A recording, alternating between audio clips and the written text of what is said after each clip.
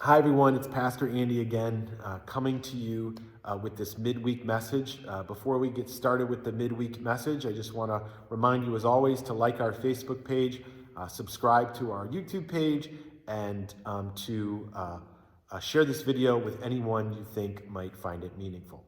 Okay, so what I want to talk to you today is about the concept of idols.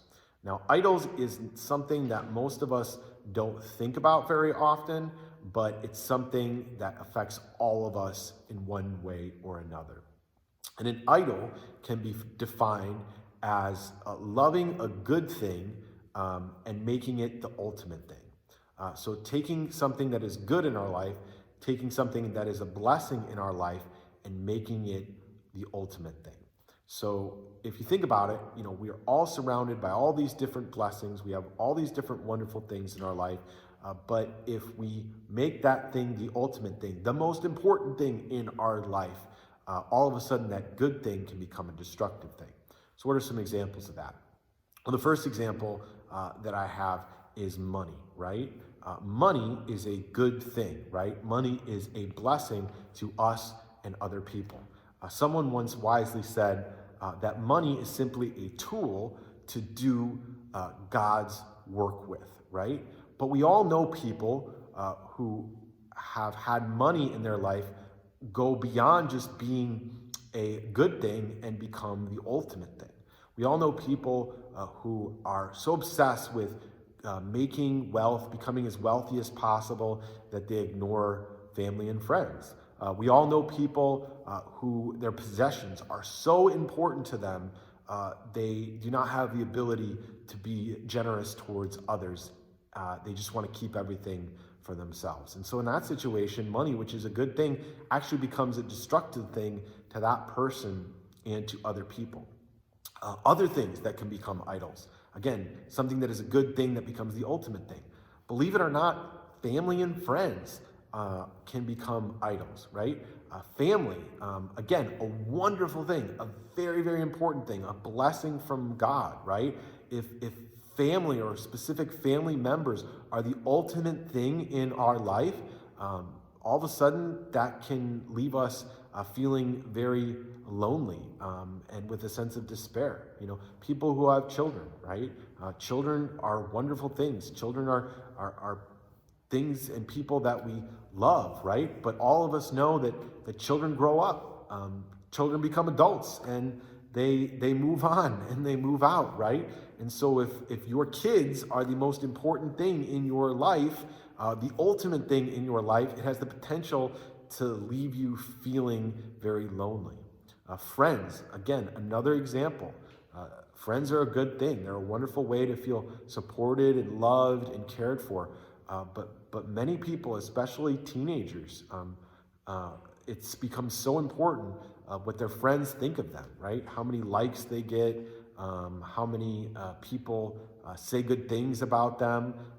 They overvalue their friends and what their friends think about them. And again, a good thing becomes a destructive thing. So I could go on and on about this. And if you probably look at your own life, you probably can find some things like, yeah, maybe, that good thing has maybe become too much of an ultimate thing. So the question then becomes, how do we ensure that these blessings, these good things from God, we enjoy them, we feel blessed by them, but we don't put them in the wrong place? Well, the first thing that we have to understand is that our joy, our sense of peace, our ultimate source of everything good in our life is not a thing or a person, but is God. Jesus says in the Gospel of John, I have told you this so that my joy may be in you and that your joy may be made complete. That's from John 15:11. You see, what Jesus is saying is that first and foremost, he is to be the ultimate source of joy and peace for us, right? That when we set him as the foundation in our life, it not only helps us grow closer to him, it not only helps us to gain a sense of peace and joy from him, but it also puts everything else in its right place. The Christian author C.S. Lewis puts it this way. He says, "I believe in Christianity as I believe that the sun has risen. Not only because I see it, but because by it, everything else is seen." You see, when you put God first and foremost in your life, it not only helps strengthen your relationship with God, but it helps strengthen everything else in your life, right? It helps you see everything else in your life clearly, right? It helps you clearly see how to be wise and faithful with money. So again, it's a blessing. It helps you be a better spouse. It helps you be a better parent. It helps you be a better friend. It helps you be more generous. All those things that we're trying to do, when God is in the right place in our life, it sets all those other things in the right place too. So the question then becomes, how do we put God in the right place in our life? Well, I'm going to give you two simple things that you can start doing right away that I believe make a huge difference, and that I will believe will help order your life spiritually, if you will. The first thing is this, that we put God in the right place in our life by spending time with God every single day. Now, I know that's not particularly groundbreaking or some deep theological thought, but it's true and it works, right? If something's important to you, something really important to you, you spend time with it frequently, even every single day. And the same is true with God. The same is true with God, that we should spend time with God every single day. Now, a word of caution and a word of encouragement. I think sometimes people hear this idea of spending time with God every single day, and immediately they're very intimidated. They're very overwhelmed. They think to themselves, oh man, every single day, wow, I'm so busy. I don't know if I can spend time with God every single day. And my encouragement to you is this, to start small. By doing small things frequently, it can make a huge difference. I think about someone who maybe is wanting to exercise, who hasn't exercised in a while, and maybe they're really motivated to do so, but all of a sudden they think about all the things that go into exercising, right? They think about, well, I got to join a gym, right? And then I got to go like 5 or 6 days a week. And then I got to lift all these heavy weights, and I got to run on these treadmills. I got to take all these classes. I don't know if I can do it. And they're just overwhelmed, and they give up, and they don't even start, right? Whereas if they started small, maybe they went for a walk every morning, or they went for a walk when they got home from work, right? Just a few times around the block, right? That's much more manageable, right? And if they did that on a regular basis, they would begin to gain the benefits of exercising. They would feel healthier and more energized, and they would want to exercise even more. Well, the same is true with our spiritual life.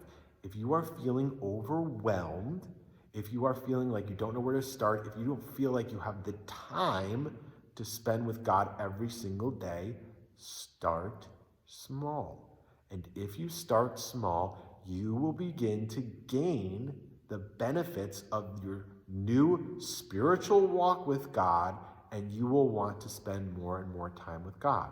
So what does starting small look like? Well, it could look like reading a chapter in the Bible every day. And a chapter is very small, right? There's not much to it, right? It'll only take you a few minutes to read a chapter. Very simple. It could look like every single morning, first thing that you do, before you do anything, you pray. Every single night before you go to bed, you pray.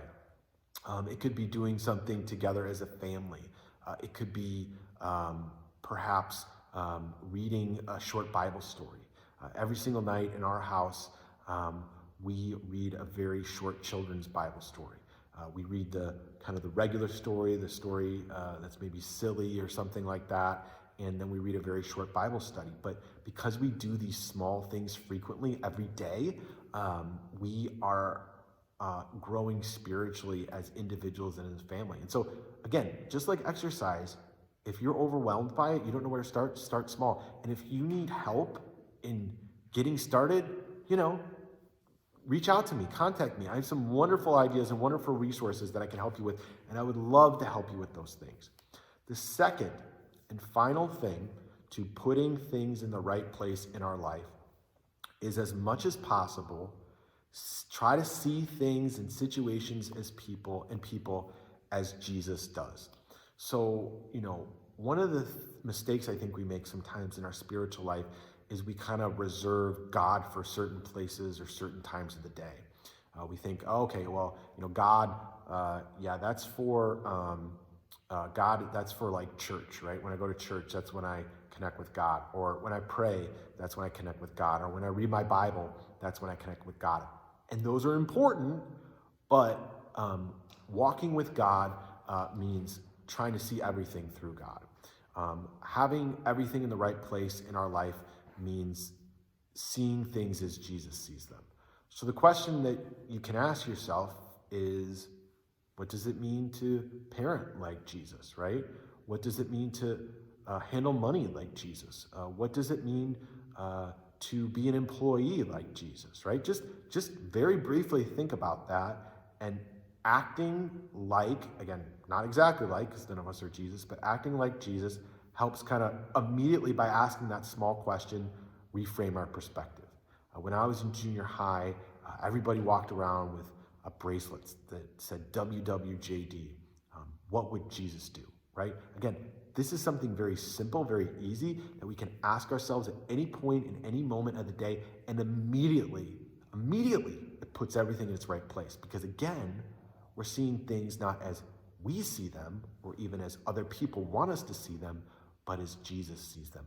And by doing that, by putting God in the ultimate place, by allowing God to inform our decisions, it not only strengthens our relationship with God, but it puts everything in its right place.